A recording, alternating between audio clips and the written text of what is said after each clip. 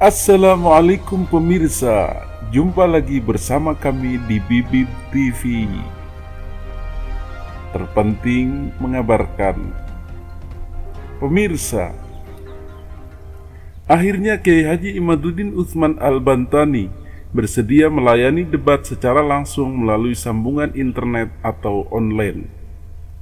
Sebelumnya Kiai Haji Imaduddin lebih banyak melayani debat secara tertulis atau lewat tulisan yang kemudian beliau tayangkan di website yaitu RMI Banten. Salah satu pembela Ba'alwi yang sering beliau ladeni adalah Gus Rumail. Selama ini debat memang kerap disampaikan dalam bahasa tulisan, yaitu lewat media Facebook atau blog atau website. Hal ini merupakan kearifan dan ketawaduan dari Kiai Haji Imaduddin Utsman Al-Bantani untuk rela melayani orang-orang di luar Robitoh Alawiyah atau di luar kaum Ba'alwi yang sebenarnya tidak terlalu berkepentingan dengan esensi masalah, yaitu terputusnya nasab habaib Ba'alwi kepada Nabi Muhammad SAW. Dari awal pun sebenarnya yang beliau inginkan adalah debat langsung dengan kaum Ba'alwi sendiri yang berkepentingan, baik itu perwakilan dari Robitoh Alawiyah maupun perwakilan atas nama kaum Ba'alwi yang digugat oleh Kiai Haji Imaduddin tersebut. Namun, sampai detik ini tak kunjung ada perwakilan resmi yang dikirim kaum Ba'alwi untuk menjawab argumen-argumen yang disampaikan Kiai Haji Imaduddin. Padahal, baik secara lisan maupun tulisan sudah dikirimkan pertanyaan-pertanyaan dan gugatan-gugatan Kiai Haji Imaduddin Utsman Al-Bantani tersebut. Tetapi pada kenyataannya kaum Ba'alwi lebih banyak memanfaatkan muhibin-muhibinnya yang setia ketimbang terjun langsung berdebat atau menjelaskan kepada Kiai Haji Imaduddin Utsman Al-Bantani. Berpindahnya arena perdebatan dari tulisan menjadi debat percakapan menambah hangatnya suasana dan diskursus perdebatan. Dan inilah sebenarnya yang diinginkan Kiai Haji Imaduddin, yaitu agar masyarakat bisa mendapatkan pencerahan langsung dari beliau. Dalam tahap ini tidak penting lagi apakah lawan debat adalah kaum Ba'alwi ataukah bukan, dan apakah hasil debat mengikat ataukah tidak. Yang penting masyarakat mendapatkan pencerahan dan informasi yang benar tentang nasab Ba'alwi. Itu juga merupakan salah satu prinsip Kiai Haji Imaduddin untuk selalu bersedia hadir ketika diundang ceramah atau diskusi tentang masalah nasab Ba'alwi. Kembali ke perdebatan online via YouTube di Pada Suka TV. Perdebatan ini dipandu oleh hostnya yaitu Yusuf Mars dan tokoh NU, pemerhati sosial dan mantan menteri di era Gus Dur, yaitu Profesor Dr. A.S. Hikam. Kiai Imad mengawali debat itu dengan mengajukan pertanyaan penting kepada Gus Rumail tentang tidak adanya keterangan kitab yang menyebutkan Ahmad bin Isa hijrah ke Yaman. Berarti tidak ada kitab yang mu'tabaroh yang sudah dicetak ataupun masih manuskrip yang bisa kita akses yang menyebutkan Ahmad bin Isa hijrah ke Yaman. Tidak ada ya, sepakat itu ya, tanya Kiai Haji Imad. Gus Rumail menyatakan bahwa memang tidak pernah mendapati keterangan dan kitab-kitab nasab maupun sejarah yang menyatakan adanya kisah hijrah Ahmad bin Isa ke Yaman.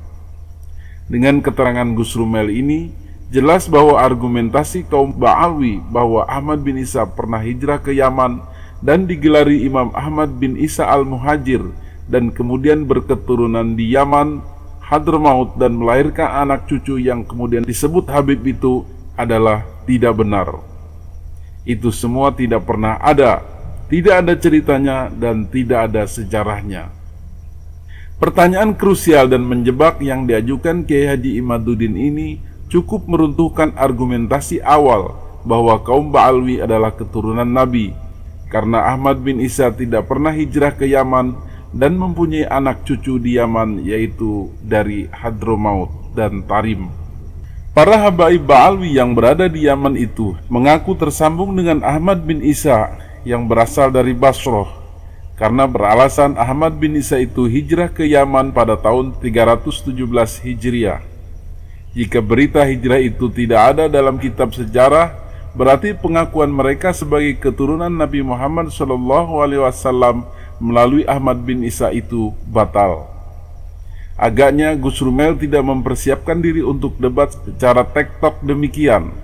Mungkin ia mengira debat ini akan berlangsung secara panel seperti biasanya, sampai ia terbawa irama Kiai Haji Imaduddin yang tanpa ia sadari telah membawanya kepada esensi inti diskursus nasab Ba'alwi, yaitu tentang hijrahnya Ahmad bin Isa ke Yaman. Ketika hijrah itu tidak terverifikasi kitab sejarah pada zamannya atau yang paling mendekatinya, maka pengakuan mereka sebagai keturunan Ahmad bin Isa menjadi kurang masuk akal. Trik cerdik lainnya ketika Kiai Haji Imaduddin memastikan bahwa gelar Al-Muhajir, orang yang hijrah, juga tidak pernah ada atau setidaknya ditemukan dalam buku-buku sejarah dan nasab. Beliau memulai pertanyaan jebakannya sebagai berikut. Yang kedua, kita harus sepakat bahwa tidak ada gelar untuk Ahmad bin Isa sebagai gelar Al-Muhajir, sampai Zain bin Smith di abad ke-12 menyebutkannya. Apakah Gus Rumel sepakat? Tanya Kiai Haji Imaduddin. Kalau di Al-Jauharus Syafaf ada penyebutan Al-Muhajir untuk Ahmad bin Isa, saya memprediksi kitab itu ditulis tahun 820. Bantah Gus Rumel. Kiai Haji Imaduddin bertanya lagi, sebelumnya Al-Jauharus Syafaf tidak ada ya kitab yang menyebutkan Ahmad bin Isa bergelar Al-Muhajir? Kemudian Gus Rumel menjawab, tidak ada.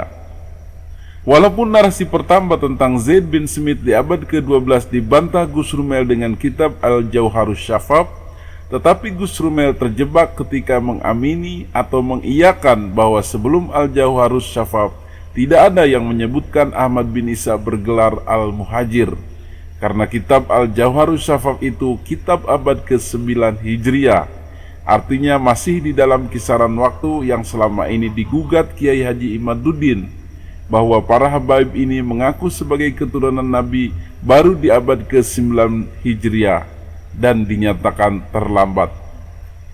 Pada dua serangan pertama, tampaknya Kiai Haji Imaduddin berhasil membuat Gus Rumel bertekuk lutut dan mengakui bahwa Ahmad bin Isa tidak pernah hijrah ke Yaman, dan memang tidak ada gelar Al-Muhajir untuk Ahmad bin Isa yang memang tidak pernah hijrah. Dua poin penting ini berhasil dikunci oleh Kiai Haji Imaduddin, padahal dua pernyataan ini sangat esensial untuk argumentasi Ba'alwi sebagai keturunan Nabi dari jalur Ahmad bin Isa. Perdebatan kemudian beralih kepada status Ubaidillah sebagai anak Ahmad bin Isa, sebagaimana diklaim kaum Ba'alwi. Ubaidillah inilah sosok penting tersambungnya kaum Ba'alwi kepada Nabi Muhammad SAW. Benarkah Ubaidillah anak Ahmad bin Isa? Menurut Gus Rumel, itu sudah disebut sebelum abad ke-9 oleh kitab As-Suluk di abad ke-8. Menurut Kiai Haji Imaduddin, silsilah di kitab As-Suluk itu adalah silsilah Syarif Abdul Jadid, bukan silsilah untuk keluarga Ba'alwi. Keluarga Ba'alwi hanya mencangkok saja. Hal itu dibuktikan menurut Kiai Haji Imaduddin dengan tidak adanya keterangan bahwa Syarif Abdul Jadid itu adalah kakak atau adik dari Alwi yang merupakan leluhur keluarga Ba'alwi. Tidak pernah ada kitab yang menyatakan demikian. Gus Rumel mengklaim ada manuskrip kitab Al-Arba'in karya Syarif Abdul Jadid yang menyebut itu di tahun 600-an. Pernyataan itu dikejar oleh Kiai Haji Imaduddin bahwa penyebutan tahun dalam sebuah kitab tidak otomatis berarti kitab itu ditulis tahun itu, dan penyebutan nama sebuah pengarang dalam sebuah manuskrip belum tentu itu karangan orang itu. Bisa jadi manuskrip itu palsu yang seakan ditulis oleh ulama di masa lalu dengan tahun di masa lalu, tetapi sebenarnya itu baru diciptakan hari ini. Kiai Haji Imaduddin mendesak tahun berapa manuskrip itu ditulis. Untuk pertanyaan itu Gus Rumel tidak menjawab dan mengalihkan pertanyaan Kiai Haji Imaduddin kepada hal yang lain, yaitu bahwa ia ingin menampilkan sebuah gambar yang ternyata gambar itu bukanlah gambar manuskrip yang dimaksud, tetapi gambar lain.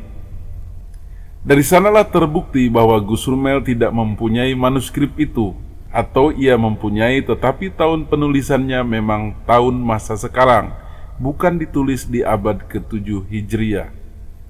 Hal lain yang menarik dari diskusi ini adalah ketika diskusi sampai kepada tema kitab Syajarah Mubarakah.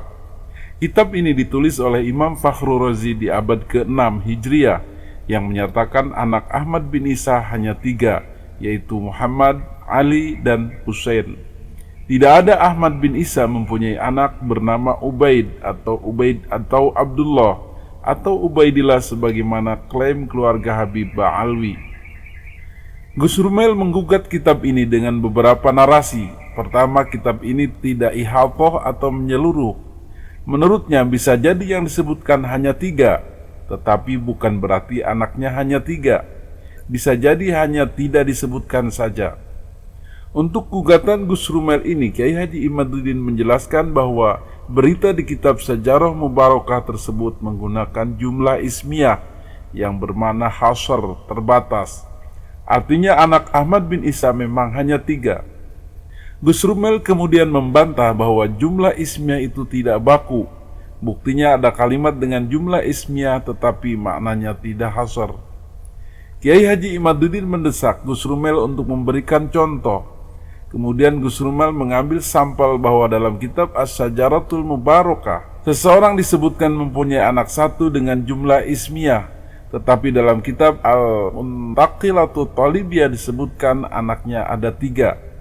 Untuk narasi itu, Kiai Haji Imaduddin mengatakan Mas Rumel harus mengetahui tahun. Muntaqilatu Talibiyah itu tahun berapa? Menurut Kiai Haji Imaduddin, ketika Al-Muntaqilatu Talibiyah di abad 5 itu mengatakan seseorang mempunyai anak 3, lalu Asy-Syajaratul Mubarakah di abad ke-5 mengatakan keturunannya dari 1 anak, itu tidak berarti ada kontradiksi. Menurut Kiai Haji Imaduddin, anaknya memang 3 di abad ke-5 itu. Tetapi ketika di abad ke-6, ternyata sisa keturunannya hanya dari 1 anak. Bisa jadi yang 2 orang tidak berketurunan lagi sampai abad ke-6. Materi lain dalam debat itu adalah tentang tes DNA. Menurut Kiai Haji Imaduddin bahwa keluarga Ba'alwi ini haplogrupnya adalah G. Sedangkan jika mengaku keturunan Nabi jalur laki-laki, maka wajib haplogrupnya harus J1. Hal itu menurut Kiai Haji Imaduddin berdasarkan keterangan dari 2 orang peneliti dari Badan Riset dan Inovasi Nasional BRIN, Dr. Sugeng Sugiharto dan Dr. Ari Keim. Gus Rumel menyanggah bahwa pendapat itu hanya pendapat 2 orang doktor itu saja, yang lainnya tidak begitu. Kiai Haji Imaduddin menantang Gus Rumel untuk mendatangkan ahli dari pihak Ba'alwi yang berani membantah kesimpulan itu. Menurut Kiai Haji Imaduddin, tidak ada seorang ahli biologi yang akan berani bersaksi berbeda dengan 2 dokter dari BRIN itu. Karena itu berarti ia mempertaruhkan keilmuan, gelar, dan jabatannya jika ia berdusta. Terlihat dalam debat tersebut, Gus Rumel hanya berkilah dan mencoba melakukan pembenaran atas suatu fakta yang tidak bisa dibantahnya. Gaya Gus Rumel ini sebenarnya sudah biasa dilakukan dalam debat-debat tertulis dengan Kiai Haji Imaduddin. Bahkan dia tidak ragu dan malu untuk memanipulasi argumen, membuat nukilan-nukilan atau quote palsu dan sanad-sanad palsu yang direkayasa. Demikian Bibip TV mengabarkan.